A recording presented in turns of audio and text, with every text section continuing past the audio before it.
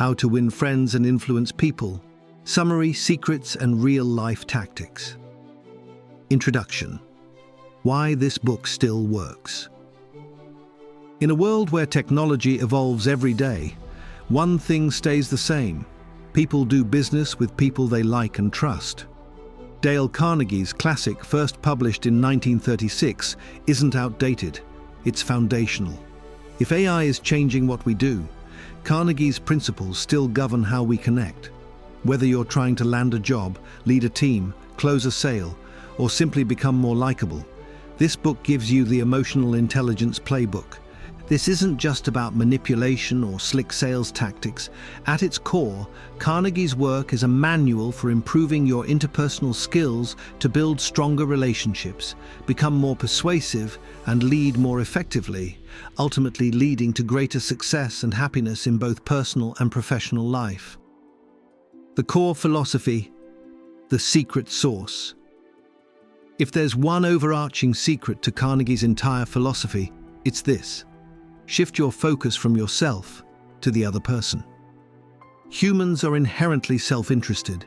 We crave appreciation, validation, and feeling important. Carnegie recognized this fundamental drive. His methods revolve around genuinely understanding and catering to the other person's needs, desires, feelings, and perspectives. It's about making them feel good, which, in turn, makes them more receptive and positive towards you.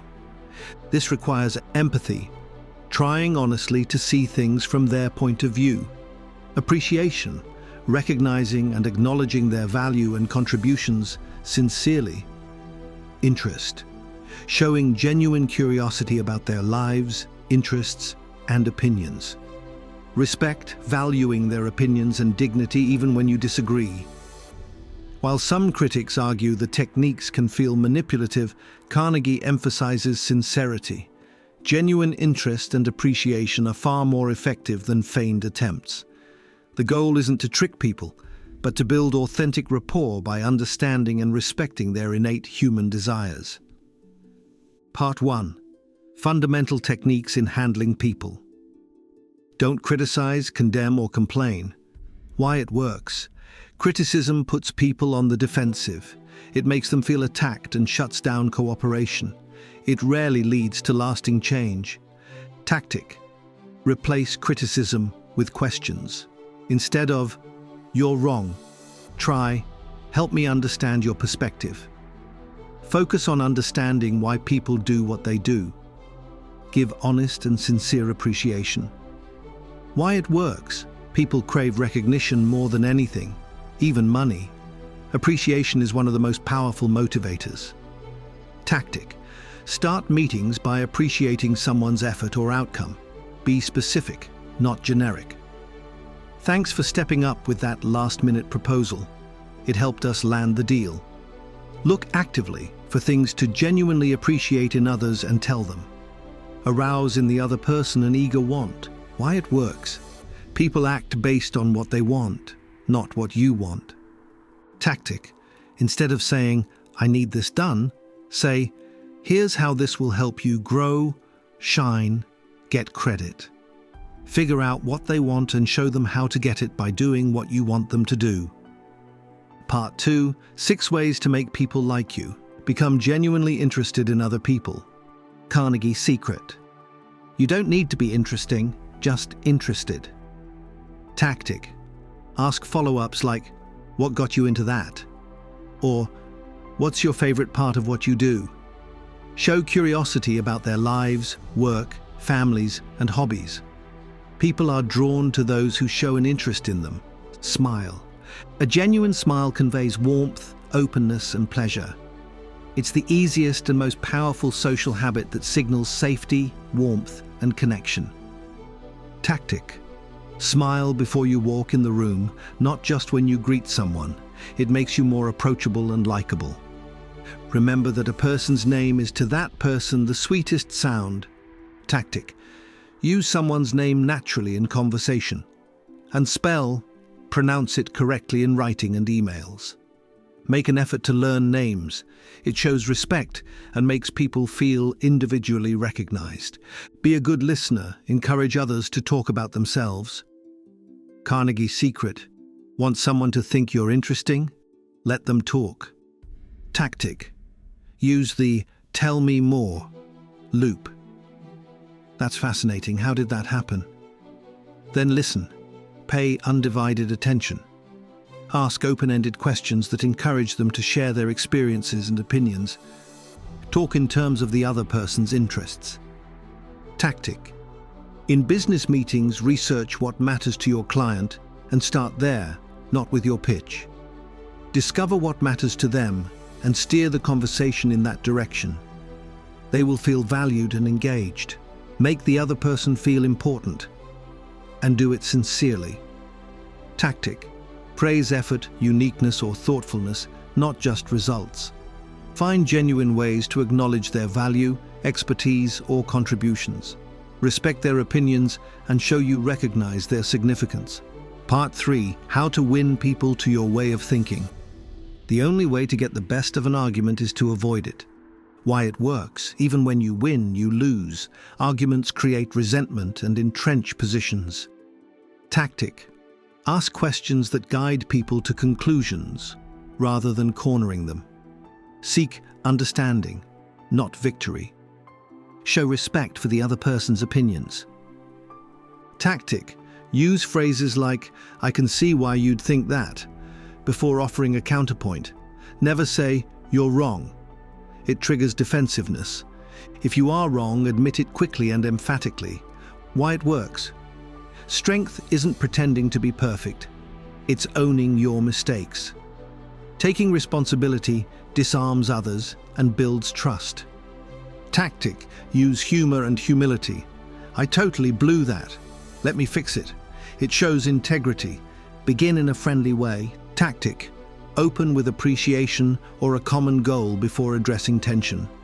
Start interactions with warmth, even if you need to address a difficult topic later. Get the other person saying yes, yes immediately. Why it works. This is the yes ladder. Small affirmations make agreement easier. Tactic. Start with statements you know they'll agree with before presenting your key ask.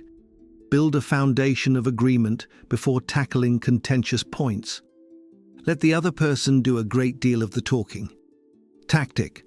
Ask open-ended questions that invite elaboration and insight. They know their problems and perspectives best. Listen patiently to understand their viewpoint fully before presenting your own. Let the other person feel the idea is theirs. Tactic. Ask for input before revealing your idea. How do you think we should approach this? People support ideas they helped create. Gently guide them towards a conclusion, allowing them to feel ownership. Try honestly to see things from the other person's point of view. Tactic. Paraphrase their perspective back to them. "So what I'm hearing is..." Before trying to persuade, understand their perspective, motivations, and constraints. Be sympathetic with the other person's ideas and desires. Tactic. Acknowledge their feelings and desires, even if you don't agree with their position. Phrases like, "I understand why you feel that way," can diffuse tension. Appeal to the nobler motives. Tactic. Assume the other person has good intentions and appeal to their sense of fairness, honesty, or integrity. People like to live up to positive reputations. Dramatize your ideas. Tactic. Present your ideas in a vivid, interesting, and memorable way. Use storytelling, analogies, or demonstrations to make your point stick.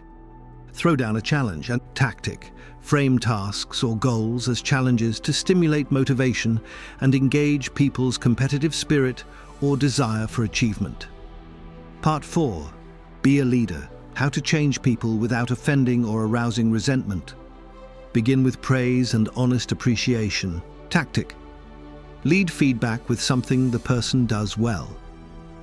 Then address the issue. Start difficult conversations by highlighting something positive. Call attention to people's mistakes indirectly. Tactic. Use humor or share your own past error to soften the delivery. Instead of direct criticism, use subtle hints. Talk about your own mistakes before criticizing the other person. Why it works. This creates connection, not hierarchy. Sharing your own fallibility makes feedback easier to accept. Tactic: I've made a similar mistake and here's how I fixed it. Ask questions instead of giving direct orders. Tactic: what do you think would work best here? Instead of do it this way. Questions encourage cooperation, stimulate creativity, and make people feel part of the decision-making process. Let the other person save face, why it works. Never embarrass someone in front of others. Allow people to maintain their dignity, even when they've made a mistake. Tactic: if someone messes up, handle it privately, respectfully, and constructively. Avoid public criticism or humiliation. Praise the slightest improvement and praise every improvement. Tactic: reinforce momentum with micro wins. That version was a big step forward. Positive reinforcement encourages continued effort and builds confidence. Be specific in your praise. Give the other person a fine reputation to live up to. Why it works: people become the version of themselves you reflect back. Express confidence in their abilities or character. Try this. You've always been great at this. I trust you to figure it out. This motivates them to meet those expectations. Use encouragement. Make the fault seem easy to correct. Try this. Frame challenges as manageable and express faith in their ability to overcome them. Make the other person happy about doing the thing you suggest. Try this. Frame requests by highlighting the benefits to them or aligning the task with their interests or values. Real-life tactics. Putting Carnegie into practice. Instead of criticizing a colleague's mistake, "Hey, name. I was looking at the report. Can you walk me through your thinking on this section? I want to make sure I understand it fully." Combines avoiding criticism, seeking understanding, asking questions. At a networking event, make it your goal to learn 3 interesting things about each person you talk to. Ask open-ended questions. What do you enjoy most about your work? Use their name. Smile. Listen more than you talk. Trying to persuade your team. I know we're all busy, but I've been thinking about a new process that might save us significant time on reporting each week. What are your initial thoughts on how something like brief description could work for us? Combines beginning friendly, appealing to their interests, letting them feel ownership. Giving feedback to an employee. Sarah, your presentation skills have really improved. The clarity on the market analysis section was excellent. I noticed we ran a bit short on time for Q&A. Maybe next time we could streamline the intro slightly. I remember struggling with timing myself when I started presenting these. What do you think? Combines praise, indirect feedback, own mistakes, asking questions. Dealing with an upset customer. Let them vent without interruption. Nod, show you're listening. I understand how frustrating that must be. Thank you for bringing this to my attention. Let's figure out how we can make this right for you. Combines listening, sympathy, making them feel important. Modern application tips. In emails, personalize, praise, and stay positive. On Zoom or video calls, smile, say names often, and listen more than you speak. On social media, engage with comments, ask questions, and highlight others' wins. In leadership, make people feel safe, seen, and stretched. That's the secret sauce. Why it still works, and important caveats. Carnegie's principles endure because they are rooted in fundamental human psychology. The desire to be appreciated, understood, respected, and feel important. These needs haven't changed since 1936. However, keep in mind, authenticity is key. Applying these techniques mechanically or insincerely can backfire and make you seem manipulative. Genuine empathy and interest are crucial. Context matters.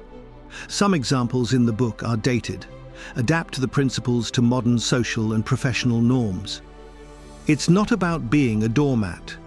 Showing respect and avoiding arguments doesn't mean abandoning your own principles or needs. It's about finding more effective ways to communicate and collaborate. Conclusion: influence is about authenticity, not manipulation. Carnegie's book isn't about being fake to get your way. It's about genuinely understanding human behavior and choosing kindness, respect, and curiosity as your baseline. These principles aren't tricks, they're truths. In the age of automation, people skills are your differentiator. Carnegie's methods still work because people still want the same things: to feel seen, heard, respected, and valued. The core message is simple but profound. Focus on understanding, appreciating, and respecting others. By genuinely shifting your focus outwards, showing interest, listening actively, and making others feel valued, you naturally become more likable, influential, and ultimately more successful in navigating the human landscape. Start practicing just 1 or 2 principles consistently, and you'll likely see a noticeable difference in your interactions. Master this approach, and you won't just win friends, you'll win lifelong allies